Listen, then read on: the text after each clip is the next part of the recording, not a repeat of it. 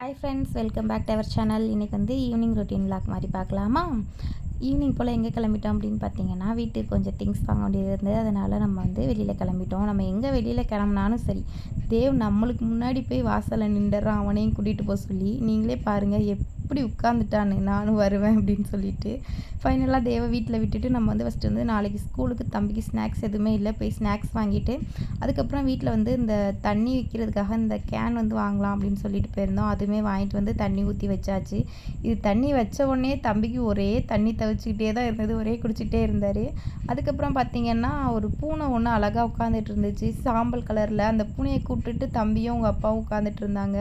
நானும் சின்ன தம்பியும் பார்த்திங்கன்னா நைட்டு சக்தி கோயிலுக்கு போயிட்டு நைட்டு வீட்டுக்கு வர்றதுக்கே 8 மணி ஆயிடுச்சு. நைட்டு வந்து என்ன பிரசாதம் கொடுத்துருந்தாங்கன்னு பார்த்தீங்கன்னா, தேங்காய் சாதமும் சோயா பீன்ஸும் தான் கொடுத்துருந்தாங்க. காலையில் தம்பிக்கு ஸ்நாக்ஸ் கொடுத்து விட்றதுக்காக பேர் வந்து ஊற வச்சாச்சு. Okay, bye friends, thanks for வாட்சிங்.